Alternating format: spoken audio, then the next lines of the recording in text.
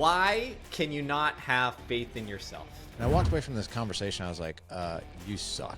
Like, that's where the magic happens. It's interesting that you say that because I find that even You are the dad. Steve, what's going on, man? Welcome to Dad Edge, my friend. Thanks for having me. Looking forward to this. Me too. And speaking of Dad Edge, you are on the edge of having your second child, like within weeks, man. We might actually get a phone call on this podcast, be like, hey, Steve, it's your wife. I'm in labor. Meet me at the hospital. It is 100% possible. We are in that zone where it's like anytime. So yeah, life is fun and chaotic and unpredictable at the same time. Well, I appreciate you spending some time with us on such a, such a time where you could get a phone call at any time saying you got another kid. I mean, it would be kind of crazy if your wife did call, and if she does call, you got to put her on speakerphone. So. You got it. It'll be the exclusive. You'll hear the panic and see me run off into the distance at the same time. I will tell you this, man.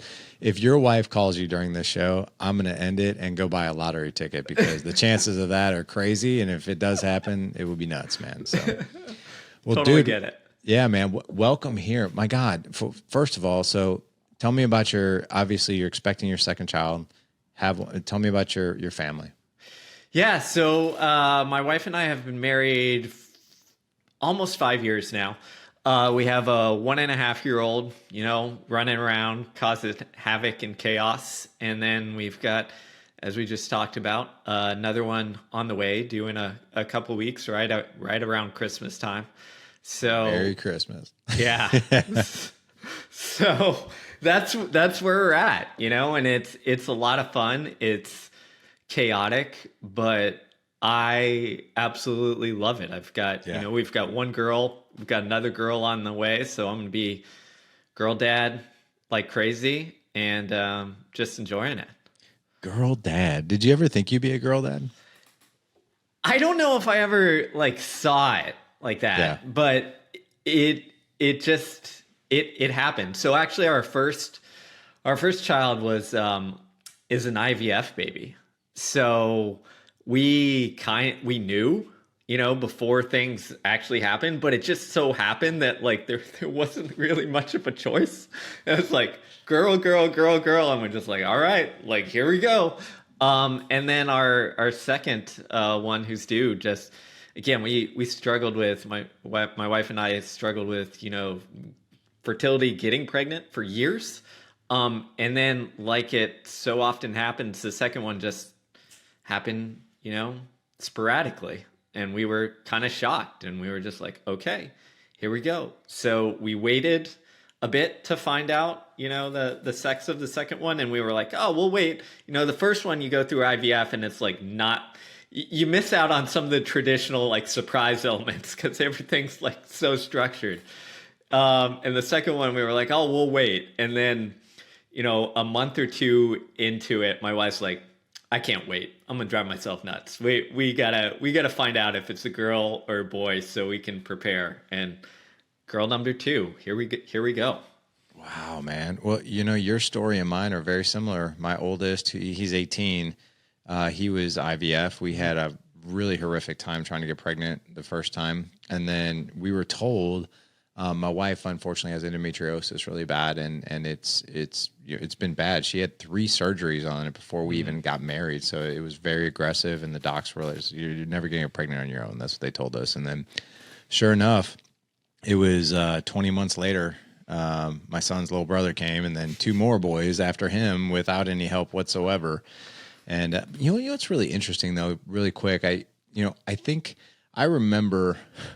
This sounds horrific. I mean, this goes back 20 years ago when my wife and I first got married, and we knew we were going to have problems getting married. And I thought to myself, I was like, oh man, I hope it takes a while because I'd really like to try for a while, And then, but here's the crazy thing: after 2 years of that, you're like, this sucks.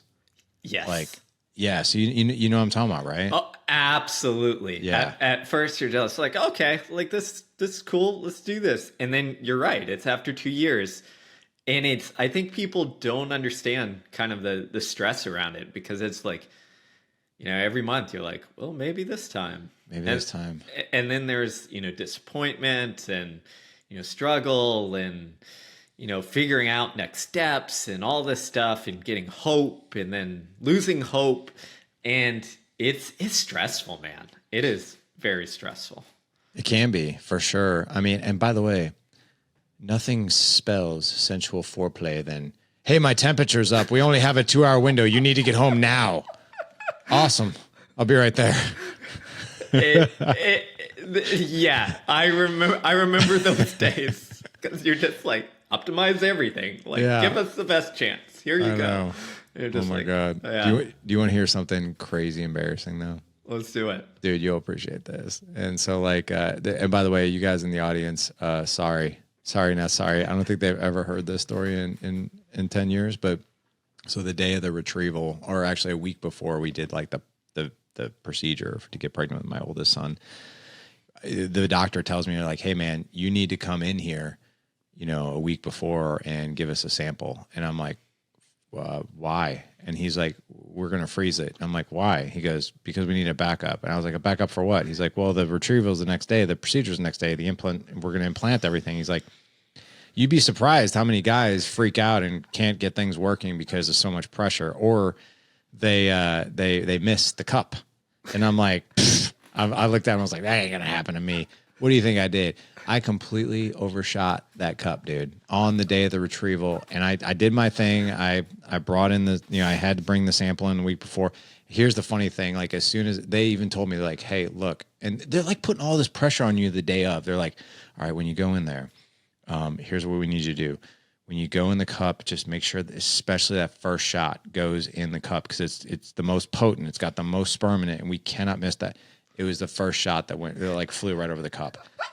And dude, my hands were sweating. I was like, oh my God, we just spent all this money. We just did all this stuff. It took months, like all for this one day. And I totally screwed it up. And I go back into the office, dude. And of course, it's the most attractive nurse in the office. And I'm like, I'm sweating. I just got done jerking off in the freaking bathroom, right? And she's like, everything go okay? And I was like, I don't know how to tell you this. And she just smiled. She goes, you missed. And I was like, I did. There's most of it's in there, but that first shot, like, I missed. And she goes, that's why we gave it back up. And then so, dude, I'm in the waiting room and I hand her over what I had. And then like the waiting room is like 10, 15 minutes. She comes in the waiting room. There's nobody else there. Thank God. She peeks her head in and she like looks at me with a big smile. She goes, I just want to let you know we got enough. And I'm like, this is so demoralizing. Did you have any experience like that? Oh man, well, that's I did. So here's what I would say. I definitely felt the pressure. Yeah, the pressure on you. As a guy, I think it's important to you have one job. Like the woman goes through like all these shots, all this prep, like multiple times. Yeah, and you're as the guy, you're just like supporting until it like comes time to like go time, where you literally just have to get the stuff in the cup. And it sounds simple, but like when you're in there, you're just like, oh crap, like this is harder. Yeah. It's like, it's like stepping up to plate in baseball, and you've got to like, get the game winning hit or whatever. And you're just like, I can do this. And you can choke. I totally get it. Like I was fortunate everything went right, but like I remember like staring at that cup and being like, okay, like in my head I'm like overthinking it. I'm like, where's the angle go? Like how do I get this? Because I'm like, I'm gonna mess this up. And they tell you, they're like lots, same deal. Like they're like lots of people mess this up, and at first you're like, how? And then you get in the freaking bathroom and you're like, I see now. I totally get it. Like this is it. So I feel for you, man. I do. Oh, dude. Yeah, like not one of my best moments. But yeah, you're right, dude. Our women, like our wives, dude, have to go through all that stuff. And then it's like, I love Jim Gaffigan's joke around that. He'd be like, well, I help too, doing the one thing that I think about 24 hours a day. But anyway, dude, it's so good to have you on. I'm so glad. We just broke, we just did the icebreakers right out of the gate, just talking about masturbating in public restrooms and doctor's offices, which is the way I start every podcast off, by the way. But Steve, it's so good to have you, man. You have written 4 books, right? Yep. God bless, man. So first of all, how did you even get involved in this space? Because I mean, like what you're doing, man, it's not only like the physical thing, right? You're doing the mental thing, but like this is your gig. You've written books on it and the whole 9 yards. Like, how did you even get started with this?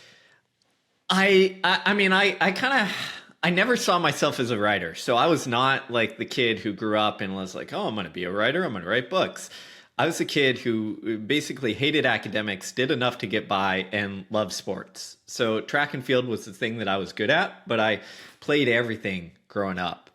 And I think what happened is as I got into sports, it was the one thing I was like, I want to understand how this works.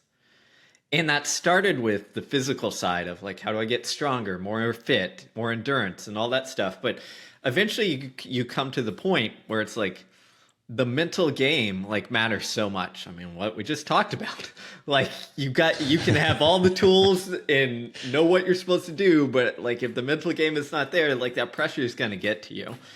And I think as I, grew up and evolved as a person, that looking at, performance holistically became the thing, and not just applying it to track or running or, sports in general. It's like, hey, performance is performance. And I got into writing kind of off a happenstance of like, I was exploring these ideas. And my first real book, I teamed up with a co-author who's a really good friend, and we were like, let's just explore this idea. And it happened that we got a small publisher to say like, hey, we'll put it out there. We weren't making much money, but we'll put it out there, and it did well. And then I kind of fell in love with the process of writing from explore ideas and help people, and it's just kind of taken off from then. So a non-writer becomes someone who enjoys it because like I think the idea exploration is so fun and so impactful.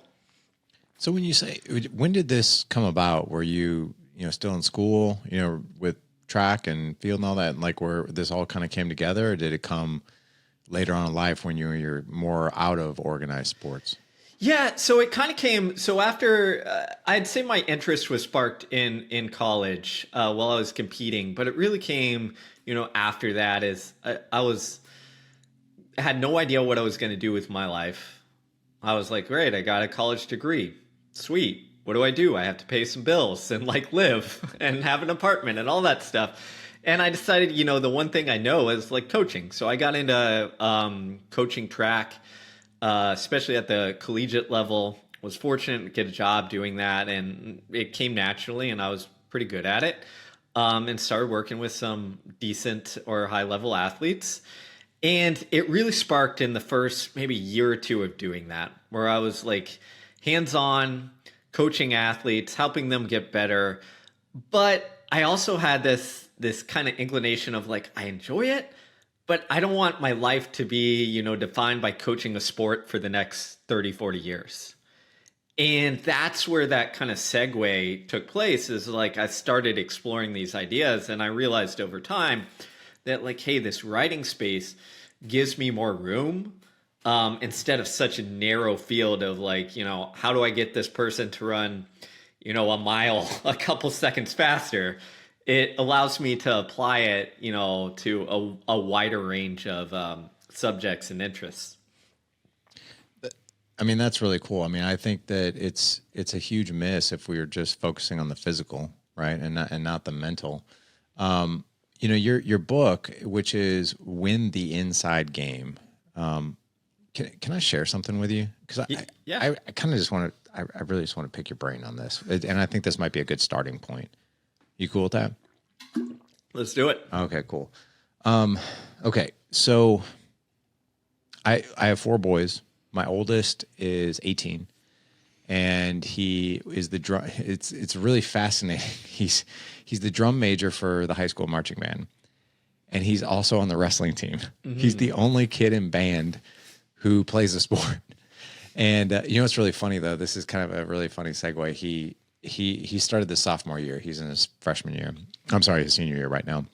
And I'll never forget when he told us, he's like, "Hey, I'm going to go out for the wrestling team." And he wrestled in Little League and hated it, like loathed it. But he did it, I think, because his little brother was doing it. And I think it was a really tough experience for him growing up, because his little brother, who's just 20 months younger than him, was a very good wrestler, and just one of those kids where athletics came very easy to him. And every weekend we do tournaments, and his little brother would come home with the first place medal or second place. He'd come home usually empty handed, and that got to him, but it's one of those things where it's just like, we didn't care like what he did growing up, as long as he loved what he did. And then he like got into music, and we're like, yeah, man, go full forward with music. And so he can do sax and saxophone and guitar and all kinds of stuff.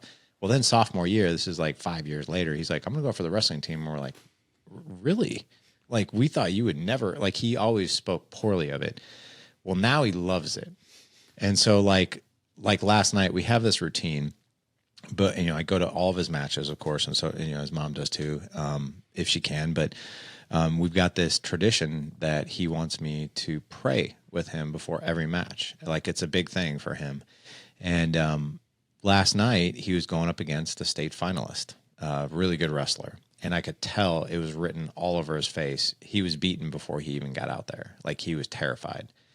And I'm sitting there, and I'm like, and I looked at him after I prayed, and I was like, "Are you doing okay? Are you nervous?" And he said, "I'm really nervous." I was like, and I'm sitting here as a dad, and I'm like, what do I give this kid from a mental game perspective that is going to fuel him? And I had to like really search. And I'll be honest, man, I don't think I did a good job under the pressure, because I was like, you know what? I was like, it's okay to be nervous. I was like, but just go out there and wrestle your match, go out there and have fun, don't put all this pressure on you. No one's going to ask you 30 years from now, how did you do in that one tournament on December 11th? Right.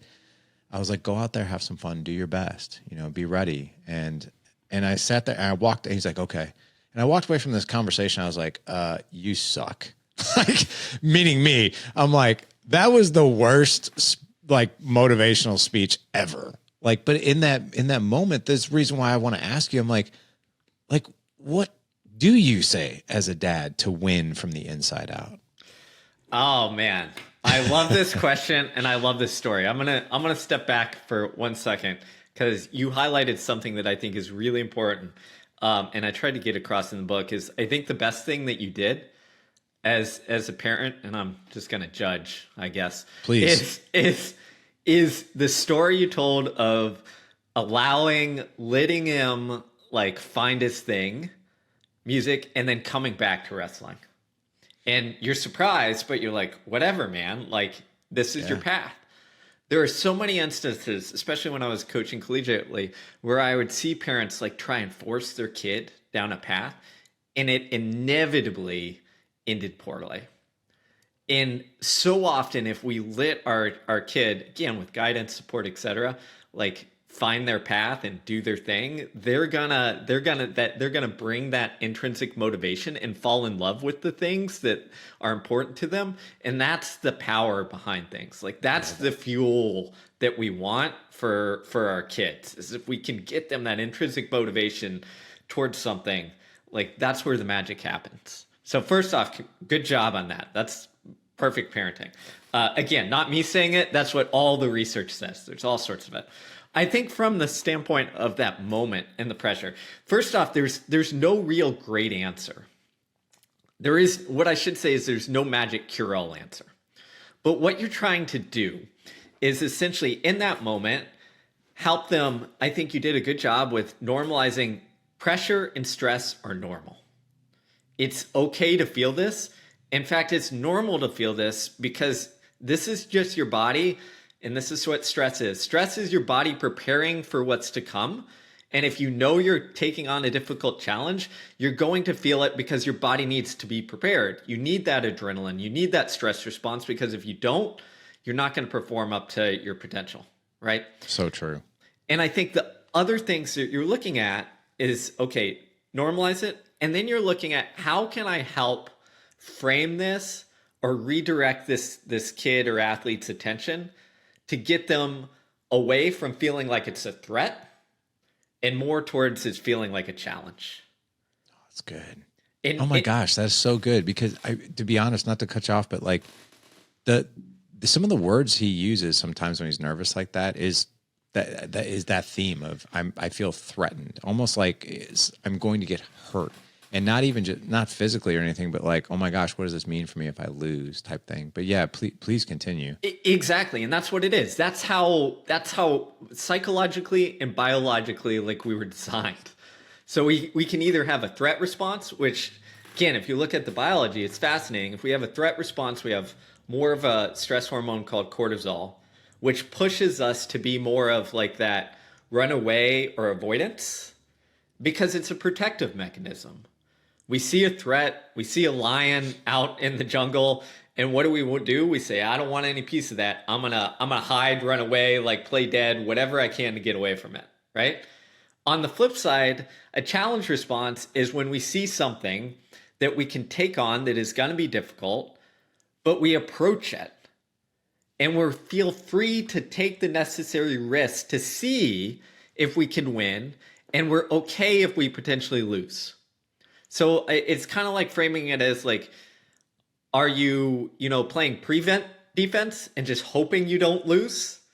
Or are you gonna like go out there and be aggressive and like lay your cards on the table and see what happens? And if you win, great. If you lose, it's not gonna be soul crushing. And I think the more we can do to allow kids, athletes, the freedom to explore their limits, the better they are to perform. So, a couple of different, insights or tactics that work in those that situation are like, you want to give them perspective, right? Often I would tell athletes, I'd be like, they'd be nervous, they didn't want to lose, they'd use some of that language. I'd be like, look, if you lose this match or race, am I going to hate you? No. Are your mom and dad going to hate you? No. Is anyone you care about going to hate you? No. And you just go down that perspective to show them like, nothing bad happens if you lose. There is no threat here. We will still be here no matter what.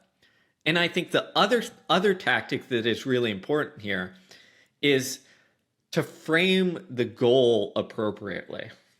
So often what happens is when we get in that pressure situation, we see it as like zero sum, meaning like I'm a winner or I'm a loser. Oh my gosh, yeah. But the reality is and competition is complex, right? So I'll use my own running example. I can lose a race, but if it was my best effort and my best time ever, I'm going to be excited still, because that was literally the best that I have done in my life, right? We can apply the same in wrestling. If I execute the tactics and skills and things that I've practiced to the best of my ability, then even if I lose, I should be able to look back on that performance and be like, that was a win, right? I might not won that match, but I translated what I practiced to competition better than I have ever before. So I think really helping athletes or individuals, not even athletes, frame away from just focusing on that narrow outcome to realizing that they can judge success based on the process of what they're trying to do. That, again, gets us out of threat mode and more into challenge mode, because I can try and I can take on the thing without feeling like if I lose, I'm a complete failure. Man, Steve, that is so good. You know what it reminds me of? Have you read any of Carol Dweck's books? Yes. So Yep. It's like growth mindset for athletes. Exactly. Yeah. And so much of this stuff, when we look at the mental side, is like in the nuance of how we're shaping our perspective, right? Because, Go ahead. No, go ahead, please. I was going to say, we can interpret these things or bring different mindsets to different, events. And just the way we bring ourselves to the event or the competition will change how we react to them. And then, again, fascinating research. will change biologically what happens in our body to prepare for that event. And I think sometimes we underestimate, the impact of just these like subtle shifts in mindsets that can play a role. Can you, when you say that things will happen, like so different things will happen in our body, right? The way maybe our thought processes, the brain obviously leads the body. But what does happen when we perceive, like, so I'm picturing my son last night. And by the way, all the dads out there who are listening to this show, all of you know exactly what I'm talking about. When your son or daughter comes up to you, they're nervous as all get out, about whether it's a dance performance or whether it's a football game or a wrestling match, whatever, it doesn't matter. But they're coming to you of like, oh my gosh, I'm terrified right now, right? And what happens though in our body when we do that reframe? So what happens is this. So our brain, I'm going to try and simplify this as much as possible. We're going to go into the weeds slightly. Sweet. Our brain is predictive, meaning it is looking around at whatever we're facing and deciding like, how should we prepare for this, right? In that nervousness, that stress, etc., is it saying, I'm going to prepare by being stressed out. Now, if we reframe our mindset, what happens is we're giving our brain different evidence, right? If we say, hey, I'm going to approach this as a challenge. I'm going to have this growth mindset where I'm going to redefine success and failure away from just the outcome, but also the effort and the process behind it. What happens is our brain goes, okay, we're not in this narrow win or lose, like succeed or die stress moment. It's not life or death. But we're in this broader kind of exploratory moment. And what happens is that kind of frees the reins of your brain and then your body. And what I mean by that is your stress response shifts. So you still feel the nerves and anxiety a little bit. But in the body, what happens is more of that comes from adrenaline instead of cortisol. And the key difference is this. Adrenaline is that quick shot that like allows us to feel energized and our muscles to work really quickly and fast and powerfully. Cortisol lingers. So it will stay in your system for, hours, where adrenaline is like, a handful of minutes and then we're good and we go on to the next thing, right? So what happens is if we get that adrenaline shot, it pushes us towards like taking the thing on and we're more proactive. If we get that cortisol, we just linger through not just the pre-competition, but during the competition and afterwards. So we feel more stressed and we go more towards that avoidance side. So I guess biologically and psychologically, it's intertwined. And what we're trying to do is shift over to that more adrenaline side. And one other thing that's interesting that happens in both boys and girls, but more so to a higher degree in boys, is there's some wonderful research that shows if we shift that mindset again, seeing it more as a challenge, we also bring in testosterone into the equation. So we get a bump in testosterone. And what that does, is it's what testosterone does. What it does, it makes us a little bit more like productively aggressive, right? We bring a little bit more confidence. It makes us feel a little bit more confident going into the thing. And there's fascinating research, especially in professional rugby players. They've done on all sorts of crazy things. But some of my favorite is they've taken professional rugby players and before a game, they've sat them down in essentially a number of different scenarios and measured all their hormones. And what they found is that if you show them their mistakes before a game, guess what? Cortisol goes up, testosterone goes down. If you show them evidence of how they're prepared or what they did well, maybe in the past or the past couple of games, testosterone goes up, cortisol goes down. And then one other, which is fascinating, if it is a friend or a loved one conveying that they're prepared, testosterone goes up, cortisol goes down. If it is a stranger, particularly if that stranger is a big dude. Cortisol goes up, testosterone goes down. And the simple message is this. In the moments before a game, we're essentially in this sensitive window where our brain is scanning and taking in all this information and saying, should I be scared or should I take this on? And if you're feeding it evidence that, hey, you can take this on, whether that's watching stuff you did well, whether that's looking back at the practices you did, whether that's your coach or your parent saying like, remember the preparation, like you've done this before, you're ready for this, etc. The more evidence we have, our brain just kind of switches into that more productive zone. Oh my gosh. Can I hug you right now? This is so gold, man. Oh my God. So, okay. Can I ask you a favor? Can you, I'm sitting here like, as you're talking about all this stuff, man. Here's the favor I want to ask you while I talk for a second, so I could give you a second to think about it. I would love for you to talk to me as if you're me and I'm my son and I'm getting ready to go out in this match, and just tell me how I could reframe this if you don't mind. So I'll give you a second to think about that. But like, as you're talking about this, first of all, I'm a science nerd. I love when it comes to the human body. I mean, I have a degree in sports medicine with a minor in nutrition. So like, you know, I love this stuff. And like everything you just said, dude, I was like, oh, this is so cool. This is so cool. Like, so you're telling me if we do this, we can actually activate adrenaline and testosterone. Like we can like do away with some of the cortisol and the nerves. Like there's a science behind this. Like, heck yeah, let's hear about it. But you know, the interesting thing is I was watching my son last night, and I've seen him do this before, especially like when he's going up against somebody he knows is tough. He'll pace, you know, before the thing. And I can tell by his body language, and his brother was there with us last night.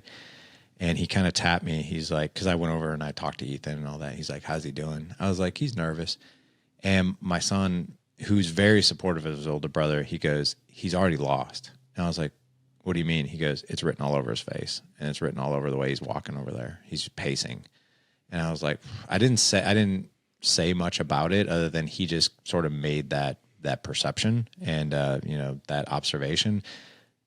But somewhat I agreed with him. I didn't agree with him out loud, but I was like, I can see how he feels that way. Like he's pacing. He looks very nervous. And like the whole time you're describing that, I'm sitting there thinking like, he's probably getting just this steady, nice stream of cortisol and nerves the whole time. And like, how am I preparing? I think I'm going to lose, versus like looking for the evidence of like, he's got a great record so far. He's done very well. And, you know, he's done very well in practices. His coaches constantly compliment how hard of a worker he is and how he never gives up. And like, he's done so much better and all this other stuff, but that doesn't sink in, you know, right before he goes out there. Cause I'm guessing what's happening, Steve, is that's not on his radar. The only thing on his radar is like, I'm scared, I'm going to lose. This guy's really good. I don't know what I'm going to do. And he just paces. So if I were to have that conversation over again, or the guys listening in the audience and their kids are coming up to them before they perform and do something, and they're like, man, like, what exactly do I say here?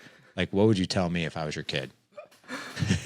Oh, First of all, son, don't miss that cup again. Yeah, there you go. That's it. Oh man, you're good. Okay. First off, I'm gonna hedge, then I'll get to it. Okay. You're spot on the body language. As a coach, this is what you'd look for walking into it. And why? Because our body language reflects like our internal biology and psychology, right? If we're pacing or we're shrinking down or what have you, that's just like the defensive, passive behavior that correlates with all the biological stuff, right? So it makes sense. I think it's hard to say without knowing your son. Right. But the things that I would try, well, first off, let me ask you this, and then we'll just go in this direction. Is I think your family's religious, right? Yeah, we're a faith-based family. Okay, yeah. Perfect. So I've used this before, but this is where I would go. So first, I would try and change his perspective by like getting him a little bit of shock. So I'd say something like this, like, you know, do you believe in God? He would say yes. Absolutely, yeah. Okay, great. Have you ever physically seen God? No. Okay. Do you believe in Jesus? Yes. Have you ever physically seen Jesus? Just Jonathan Romeo on The Chosen. He does it pretty well. No, I'm kidding. No, of course not. Perfect. Yeah. Okay. Yeah. Have you seen yourself perform well in wrestling? Yes. Have you seen yourself show up day in and day out in practice? Yes. Have you seen yourself succeed in wrestling? Yes. Why can you not have faith in yourself? And the point there is you're trying to shift their perspective where it's like, in that moment, you have to realize that the stress, anxiety is going to push them towards the negativity bias, meaning like, we're just going to be doom and gloom. And we need something to get them out of that to be like, you know what? I do have some evidence. I should have some faith. And then after that, like once you get that kind of mind shape, then you shift them towards, okay, what do we want them to focus on? So in this sense, again, I know nothing about wrestling except I respect the hell out of the sport because it's so freaking hard. But what I would then do is then shift, okay, what are you focusing on? What's your key focus for the first, 30 seconds of the match or the first move? Like, what's the thing? And, for running, we might say, like, I want to get out fast or hard or be up near the leaders or whatever have you. You'd look for that same thing in wrestling where it's like, the first thing is I'm going to focus on this move or get in this position or what have you.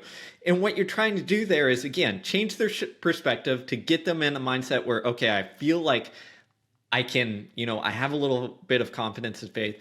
And then you're trying to narrow their focus on something that they can control that matters. Because if you do that, what happens is we focus on something we can control. It tends to block out the rest to a degree. We stop getting as much of that like ruminative thought that comes in where it's like, here's the negativity and I can't do this, etc. And we're focused on, okay, this is what I'm after. And the last thing I'll say on this is with athletes who struggle with this, especially when they're going up against a lot of competition, I like to, in those final moments, I like to give them some sort of like dress rehearsal routine, meaning we practice how you're going to walk into the ring, right? What are you going to do? What are the last couple things you're going to do before, the ref calls you guys together to shake hands or whatever it is? Like, define those things. So in running, for example, when I saw people get really nervous and like standing on that starting line and the same thing, where I'd be like, oh gosh, this person's done. Like, this race is done and the gun hadn't even gone off. What you try and do is you give them something to think about and do. So you're just like, okay, Johnny, Jemmy, like, I want you to do one hop up in the air, stretch your legs out real quick or whatever it is, you're giving them something to focus on so that that negativity doesn't spill in there in its place when we have nothing to focus on. I wish I would have talked to you yesterday. Oh my gosh, this is really, really good. So it's really about evidence of faith in yourself, right? And I love that talk you took me through, but it's really controlling the controllables is what you're saying, right? It's like, hey, at the end of the day, what do you have control over, right? And I love this aspect too of like, he's not going to necessarily be in his head as he walks out on that mat of like, oh my God, look at this intimidating opponent.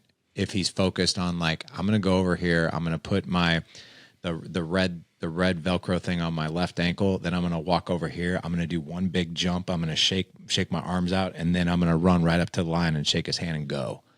And I think if he had that as a focus versus like, oh my gosh, this match, this dude, this opponent, he's a state finalist, that kind of thing, I think that would have helped tremendously. So like, this is awesome.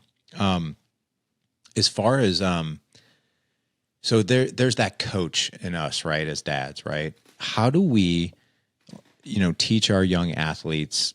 I wouldn't say like necessarily how to do this on their own, but how do they do this on their own?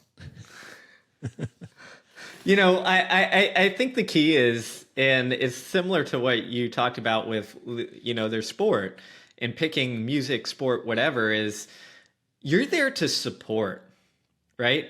And you're there for when those inquisitive, moments come to offer like the insight, right? And how do you get someone interested in this on their own is essentially, you take them through for those moments. It's like, okay, this is what happened last time.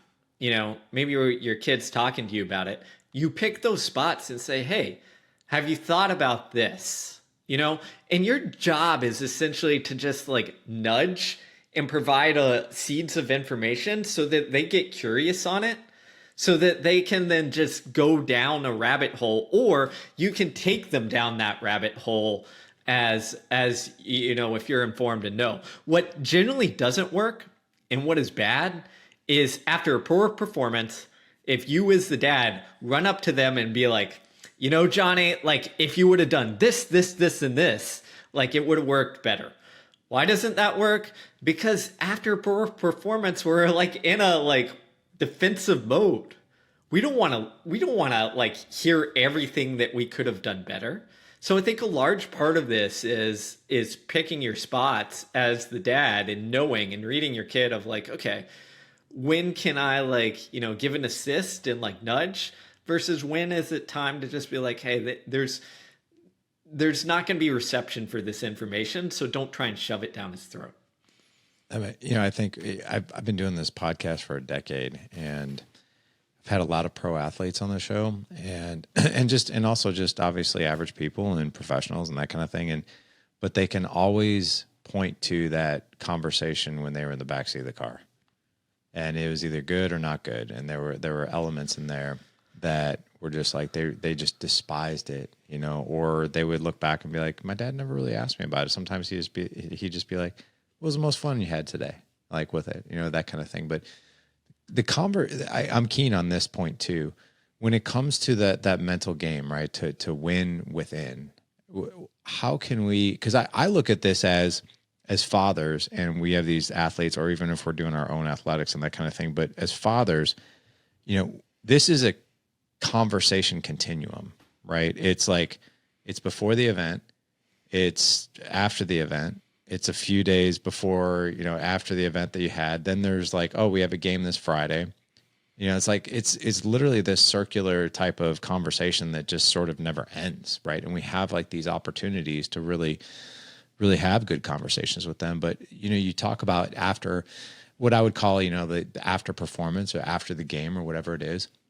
What do you think is the best conversation to have to really dial in that growth mindset even more?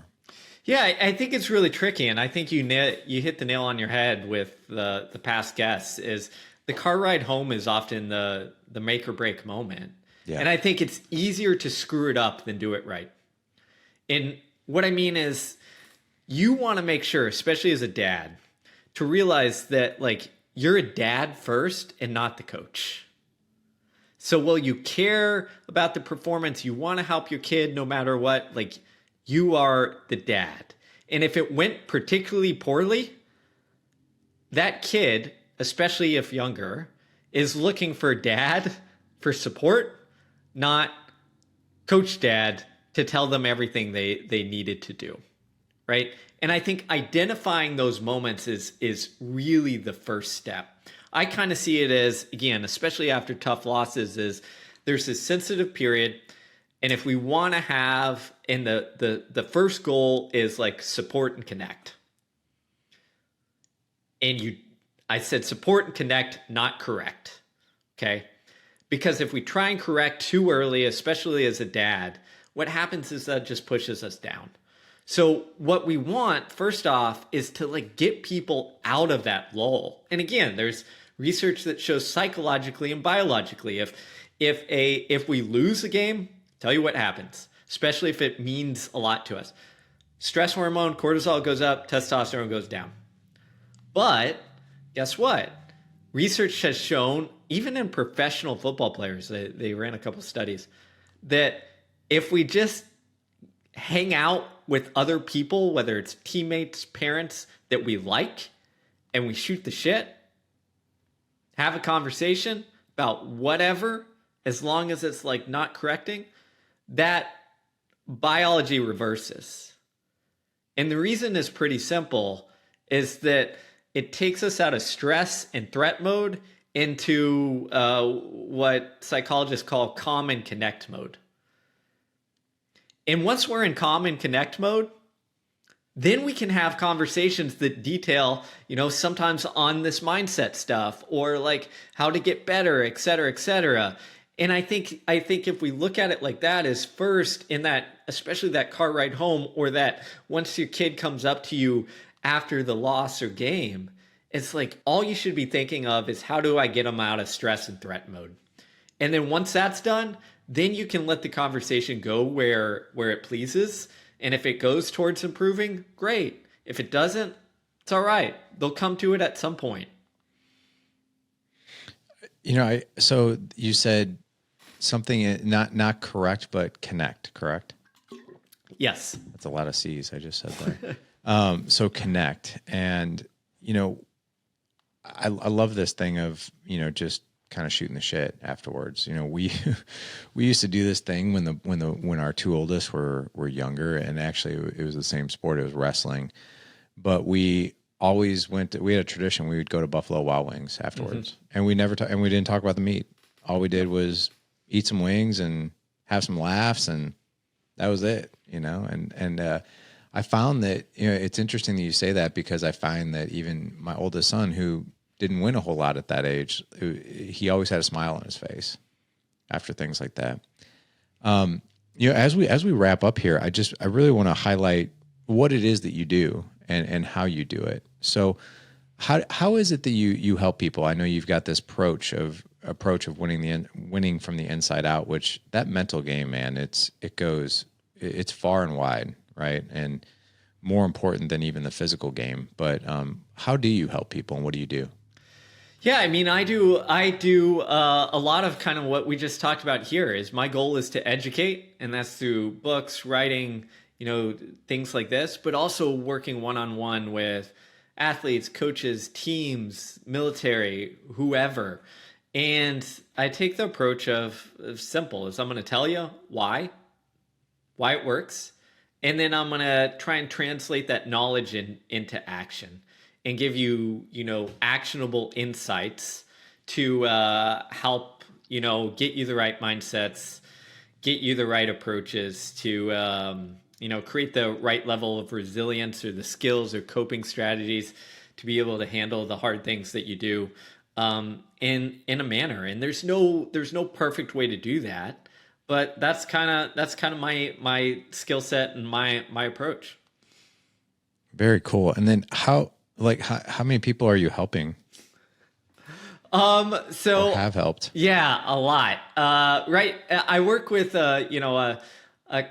probably 24 individuals regularly, and then do a lot of consulting work with, various professional sports teams. And as I said, U.S. military and all sorts of stuff. So it's all over the place, but it's a fun little challenge.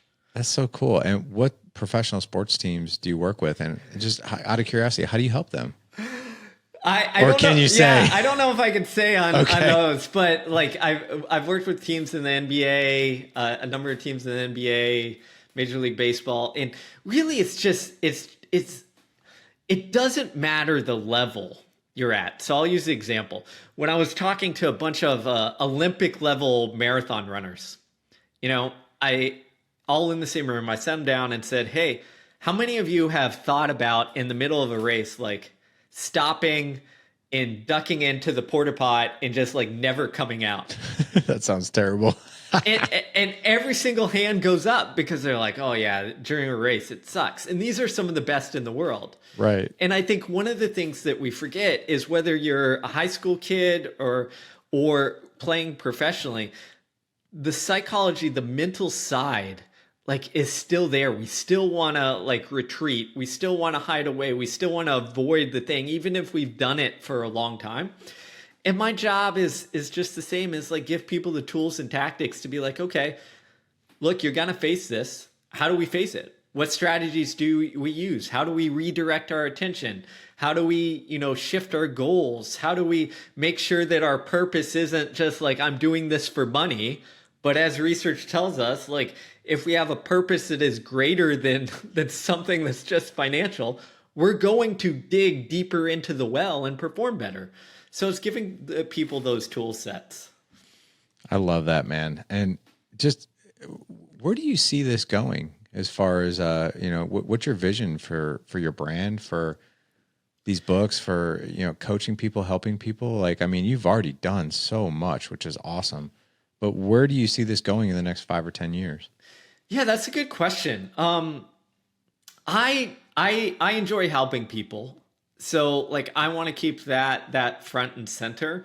And my goal is to help as many people as I can. And that's why I don't just coach people individually, but I think the writing is a huge component of that because, individually, if I talk to someone, sure, I can help them for, one person. But if you write a book and it gets read widely, you're talking, tens or hundreds of thousands or potentially even millions of people where you can make a difference. And I think that's what it's all about.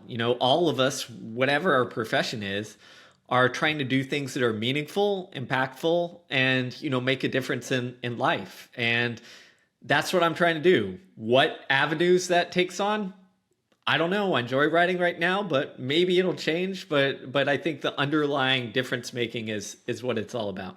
Yeah, man. I love that. You've got 4 books. One is Win the Inside Game, which is, I think we've talked a lot about, which, by the way, I really appreciate you helping us dads out there talk to our kids better. Do Hard Things, which I think is really intriguing. Peak Performance and the Science of Running. Out of these 4 books, which one is your favorite, your personal favorite? Oh gosh. I don't know. It's like your kids, you write them all. So they all. Steve, we all have a favorite kid. Yeah, come on, don't lie.